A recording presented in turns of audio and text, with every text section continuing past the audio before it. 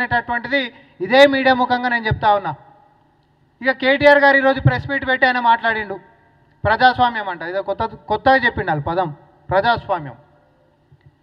Congress party నుంచి మేము ఒకటే అడుగుతా ఉన్నాం, కన్న కూతురు తండ్రితోటి మాట్లాడనీయని పరిస్థితి, ఉత్తరాలలో బాధలను పంచుకునేటటువంటి పరిస్థితి వచ్చింది అనంటే ఇది ఏ ప్రజాస్వామ్యం కిందకి వస్తుందో కేటీఆర్ గారు జవాబు చెప్పాలి. ఇప్పుడు మా పార్టీ ఉంది, ఎవరైనా కూడా వచ్చి మా పిసిసి అధ్యక్షులు గారిని కలవచ్చు, ఎవరైనా మాట్లాడవచ్చు. అది మంచి అయినా చెడైనా బాధ అయినా ఇంకోటి ఏదైనా.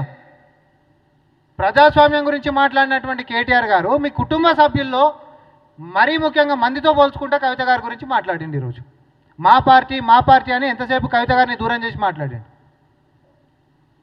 మీ లోపల ఉంటున్నటువంటి కుంపటి ఈరోజు బాటంగా బహిర్గతం అయింది కాబట్టి, స్వయాన కవిత గారే నిన్న మీడియా ముఖంగా చెప్పిరు కాబట్టి ఇంకా దాగుడు మూతలు అక్కడ ఎక్కడున్నాయి. కానీ నేను ఈరోజు ఈ యొక్క ప్రెస్ మీట్లో ముఖ్యమైనటువంటి ఒక ఉద్దేశం ఏంటిది చెప్పదలుచుకున్నామనంటే, ఈ దయ్యాలు అనేటటువంటి పదంలో అతిపెద్ద దయ్యం సంతోష్రావుగా, తర్వాత సొంత సోదరైనటువంటి కవిత గారిని కూడా వెనకాలేసుకొని రాకుండా సామాన్య కార్యకర్తలతో కంపేర్ చేసినటువంటి రెండో దయంగా కేటీఆర్ గారు, తర్వాత హరీష్ రావు గారు.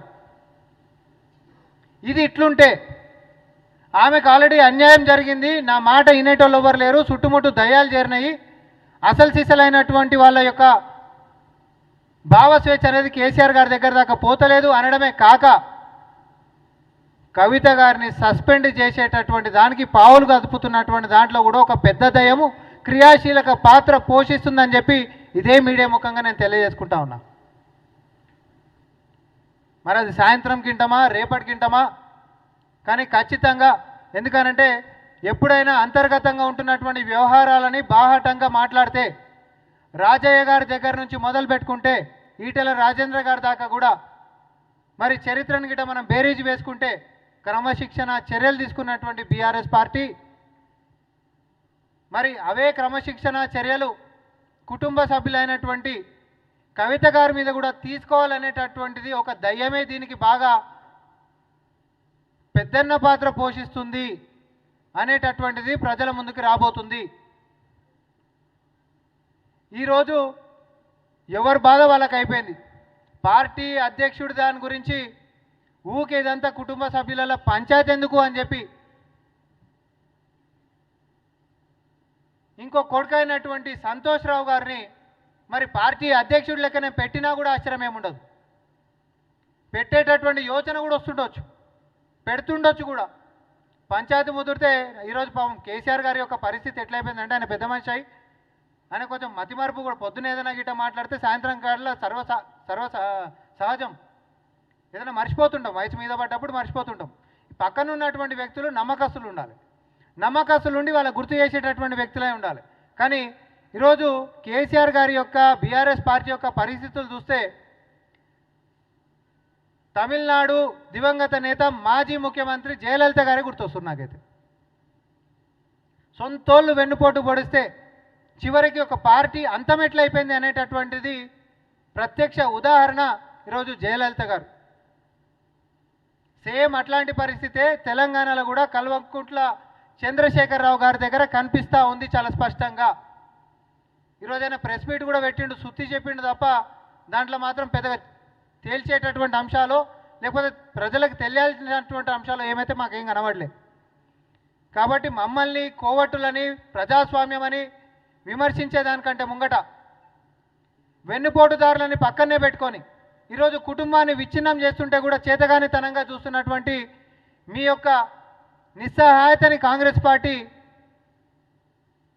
మేము ఏం చేయగలుగుతాం? లాస్ట్కి వస్తే ఏంది అని అంటే పాపం అనేటోళ్ళమే తప్ప అంతకుమించి ఏం చేయనికే లేదుగా, అది మీ కుటుంబ పంచాయతీ. కాబట్టి కేటీఆర్ గారిని మేము ఒకటే చెప్తా ఉన్నాం, మమ్మల్ని ఇప్పటికైనా కూడా ఉత్తుత్త మాటలతోటి, పనికిరానటువంటి మాటలతోటి, అర్ధరహితమైనటువంటి అంశాలతోటి ప్రజలని పక్కదారి పెట్టించేటటువంటి వాటితోటి ప్రెస్ ముందరికి వచ్చి మీ ఇజ్జత్ తీసుకోవద్దని చెప్పి సూచనలను ఇస్తూ సంతోష్రావు గారిని మీ పార్టీ అధ్యక్షుడి లెక్క చేసుకోకుండా ఆపే ప్రయత్నాలు ఏమైనా ఉంటే మీరు చేసుకొని, మీకు నిజంగానే తోడబుట్టినటువంటి సోదరు మీద ఏమైనా ప్రేమ ఉంటే క్రమశిక్షణ చర్యలని ఆపుకునేటటువంటి ప్రయత్నం చేయాల్సిందిగా ఇప్పటికే బజారున పడ్డటువంటి మీ యొక్క రాజకీయ రణరంగం ఏదైతే ఉందో దానికి శుభం పోడు మాకు సూచనలు ఇచ్చేదానికంటే ముందు మీరు అందరు కూడా ఒక సంధికి వచ్చి సంయమనంతో శాంతియుతంగా ముందుకు సాగాలని ముసల్తనానికి వచ్చినటువంటి కేసీఆర్ గారిని మనశ్శాంతి లేకుండా కుటుంబ సభ్యులు మొత్తం దయాలు వికదిన్నట్టు తినకుండా ప్రశాంతంగా ఉంచనీయాలని చెప్పి కాంగ్రెస్ పార్టీ హితబోధ చేస్తూ ఉంది.